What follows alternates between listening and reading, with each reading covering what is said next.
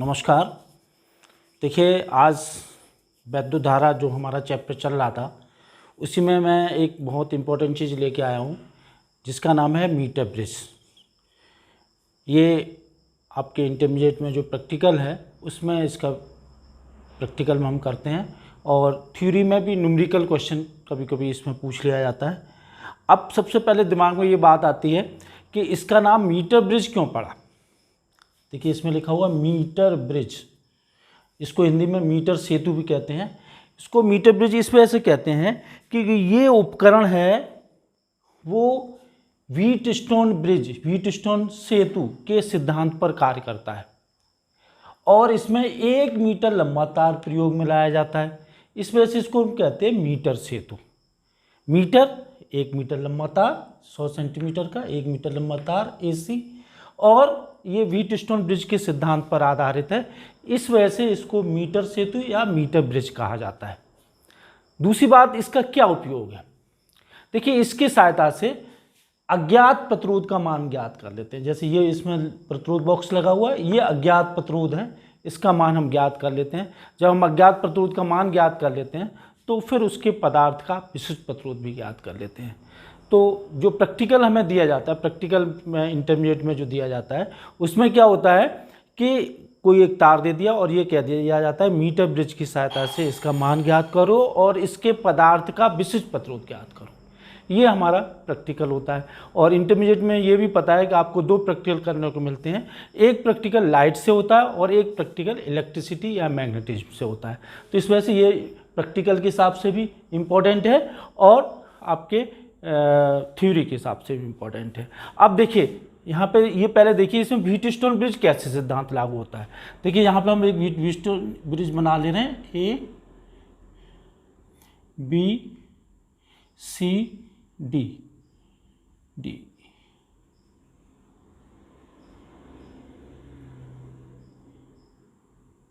P Q R S,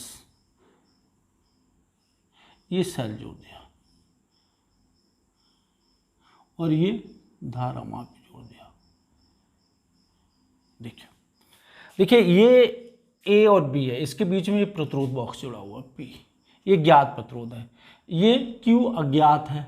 ये जो भुजा है इसका जो प्रतिरोध होगा वो इसकी लंबाई के समानुपाती होगा संतुलन की स्थिति में। संतुलन की स्थिति का मतलब है इसमें कोई विक्षेप ना हो, उस स्थिति में इसका प्रतिरोध इसकी लंबाई समानुपाती होगा। तो एडी जो भुजा होगी वो हमारी आर होगी और डीसी जो भुजा होगी वो एस होगी और एस का भी प्रतिरोध किसके समानुपाती होगा, 100 माइनस एल के।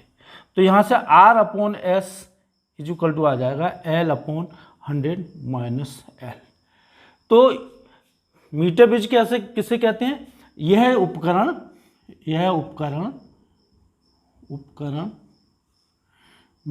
व्हीटस्टोन ब्रिज, व्हीटस्टोन सेतु के सिद्धांत पर कार्य करता है,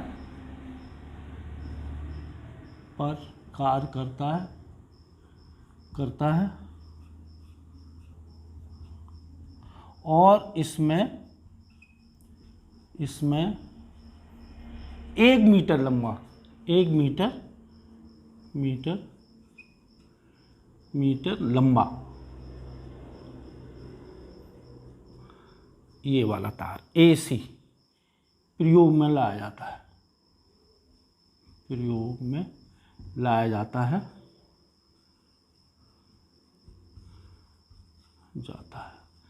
अतः इसे मीटर सेतु कहते हैं,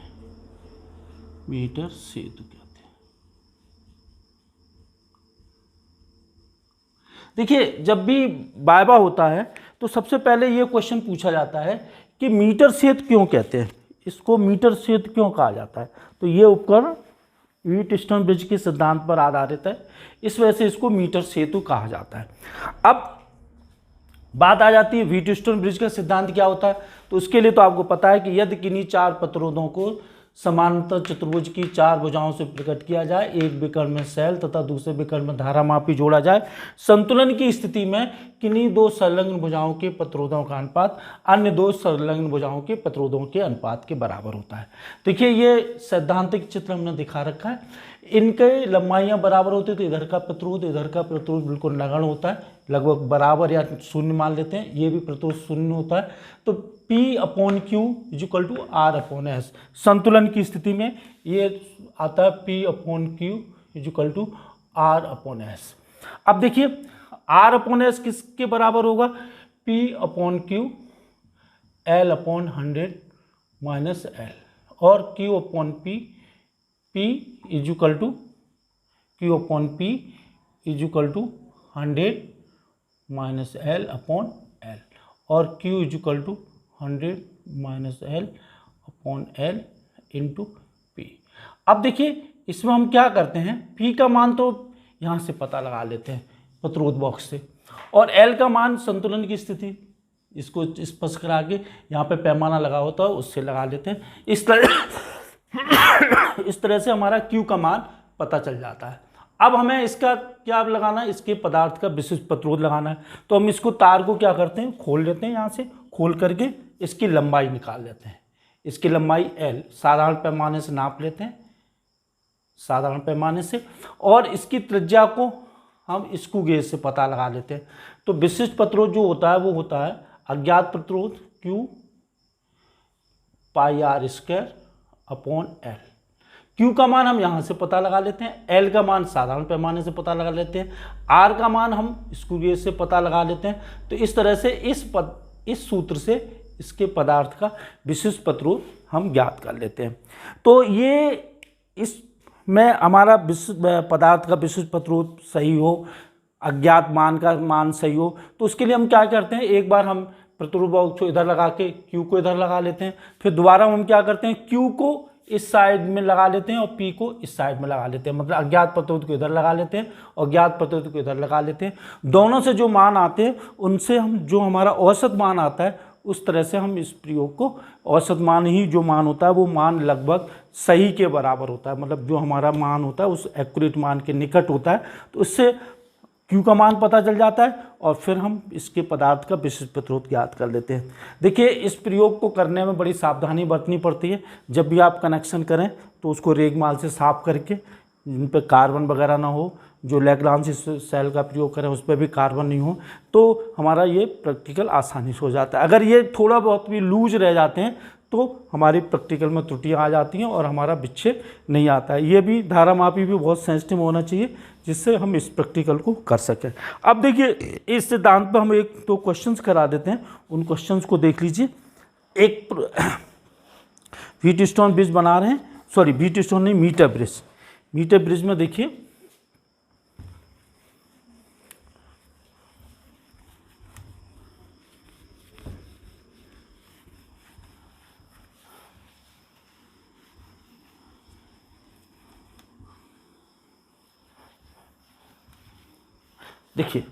इसमें एक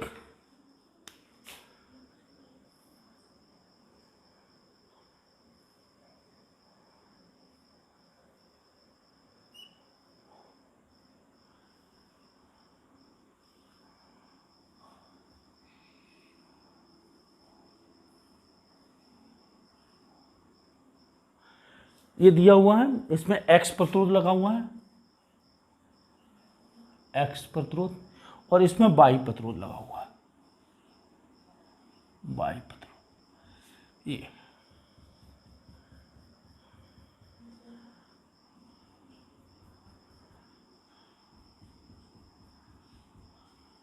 और ये तार है AC, A B और C, ये धारामापी है और ये एक सेल जुड़ा हुआ,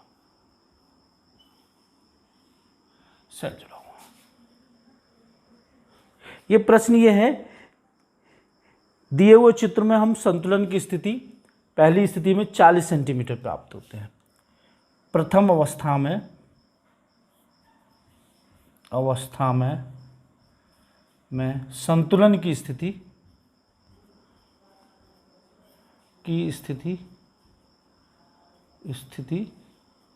40 सेंटीमीटर पर प्राप्त होती है।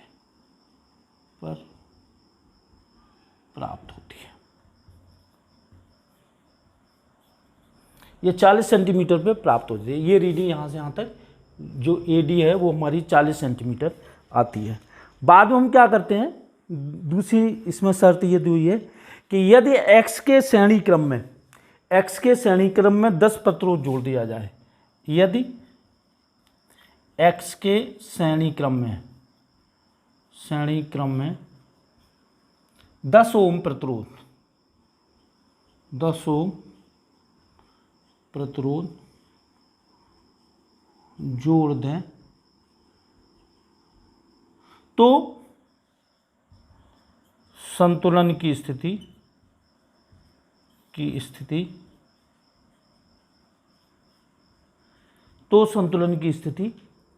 60 सेंटीमीटर पर प्राप्त होती है। मतलब यहाँ कहीं प्राप्त होती है, D' 60 सेंटीमीटर पर प्राप्त होती है। तो हमें x और y के मान ज्ञात करते हैं। तो x तथा y के मान ज्ञात करो। तो इस प्रश्न में हम क्या करेंगे, x और y में दो समीकरण बना लेते हैं। ठीक है, पहली स्थिति में हमें संतुलन की स्थिति कहाँ प्राप्त होती है, 40 पे। तो x अपॉन y बराबर 40 अपॉन 100 माइनस 40। तो ये हो गया x अपॉन y बराबर 40/60। पहला समीकरण। दूसरा समीकरण में क्या है, जब इसके श्रेणी क्रम में 10 ओम का प्रतिरोध जोड़ देते हैं, 10 ओम का, तो x प्लस 10 अपॉन y, तब ये स्थिति 60 पर प्राप्त होती है। 100 माइनस 60, तो x प्लस 10 बराबर y बराबर 60/40। अगर हम इनमें भाग दे दें, समीकरण और 1 और 2 में 40 ही बना रहने दीजिए, यहाँ पे 60 और ये 40 भाग दे देते हैं, तो क्या निष्कर्ष निकल के आएगा, निष्कर्ष ये निकल के आएगा x upon y, x plus 10 upon y बराबर 40/60, 60/40। तो y से y कैंसिल हो गया, तो ये हो गया x अपॉन x प्लस 10 बराबर 16/36। 4 से काट दिया, 4/9 के क्रॉस मल्टीप्लाई 9x बराबर 4x प्लस 40। इसको इधर ले आएंगे तो 5x बराबर 40, x बराबर 8। जब x बराबर 8, x का मान किसी एक में रख दीजिए, इसमें रख दीजिए 8/y बराबर 40/60। 5 बार 5 से ये 12 बार, तो इस तरह से y बराबर 12, एक ये उत्तर मिल गया, और x बराबर 8, एक ये उत्तर मिल गया। तो इस तरह से हमने ये इसके मीटर ब्रिज पर एक क्वेश्चन था जिसको हमने कराया। अब इसी टाइप के एक और क्वेश्चन कराते हैं। देखिए,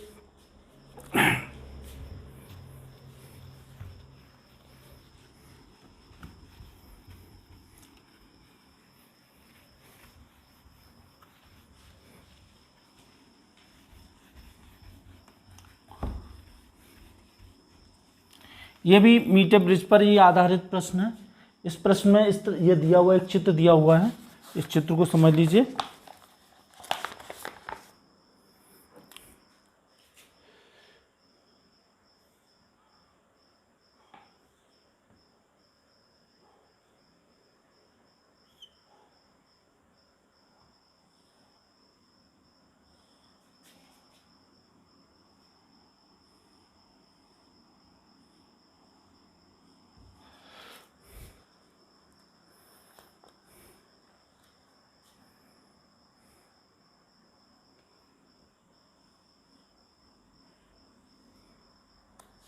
50 ओम, 50 ओम, और ये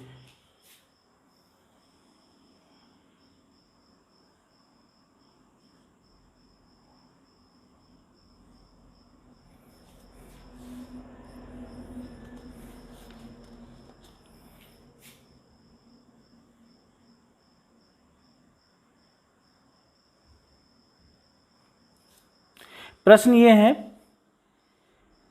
कि जब P और Q को श्रेणी क्रम में जोड़ा जाता है, P और Q को श्रेणी क्रम में जोड़ा जाता है, तो हमें जो स्थिति प्राप्त होती है, और वो स्थिति हमें जो प्राप्त होती है, और जब Q और R को श्रेणी क्रम में जोड़ा जाता है तो हमें स्थिति प्राप्त होती है। देखिए प्रश्न ये है, जब प्रतिरोधों को श्रेणी क्रम में जोड़ा जाता है,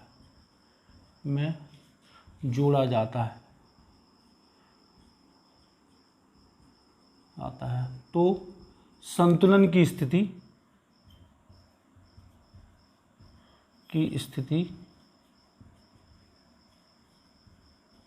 तो संतुलन की स्थिति 40 सेंटीमीटर पर प्राप्त होती है।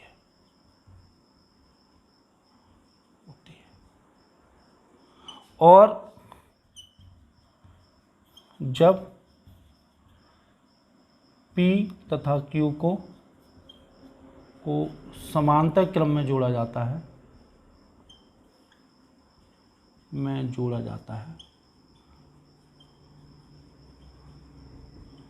तो संतुलन की स्थिति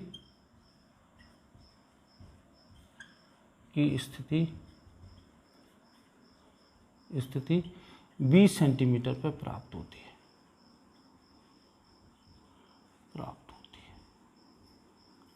तो P तथा Q के मान ज्ञात करो।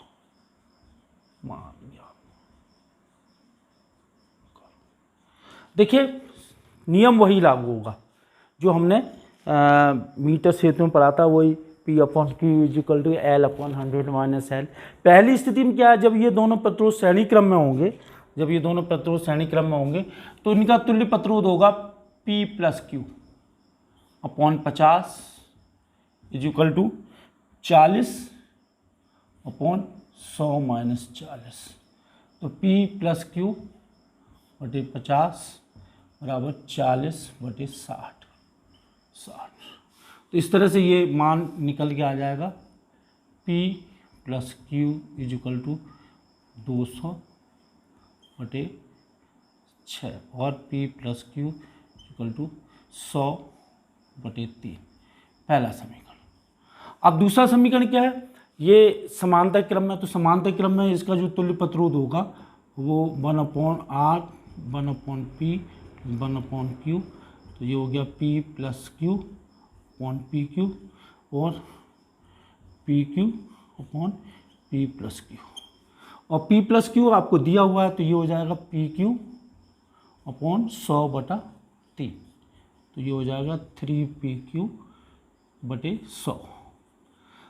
तो अब फिर हम सिद्धांत लगा देंगे, तो 3PQ/100 बराबर, अब हमें संतुलन की स्थिति 20 पे प्राप्त होती है, तो 20/100 - 20, तो ये हो जाएगा 3PQ/100 बराबर 20/80। तो ये इससे कट जाएगा 4 बार, तो 3PQ बराबर 25 और PQ बराबर 25/3। PQ बराबर 25/3। अब एक समीकरण ये हो गया, एक समीकरण ये हो गया। अब हमें यहाँ से P और Q के मान ज्ञात करने हैं, तो इसके लिए हम क्या करेंगे, P-Q का मान निकाल लेते हैं पहले। तो P-Q हम कैसे निकालेंगे, इस तरह से निकालेंगे, P-Q पी माइनस क्यू का होल स्क्वायर और पी प्लस क्यू का होल स्क्वायर माइनस 4pq। तो ये हो गया p प्लस क्यू 100/3 का होल स्क्वायर माइनस 4 इंटू 25/3। तो ये 100 इंटू 100/3 इंटू 3 माइनस 100/3। तो इसमें लघुत्तम हो गया 9 माइनस 900। तो इस तरह से ये इसको हम जब घटाएंगे तो क्या बचेगा 9100/9। तो P माइनस क्यू बराबर P माइनस क्यू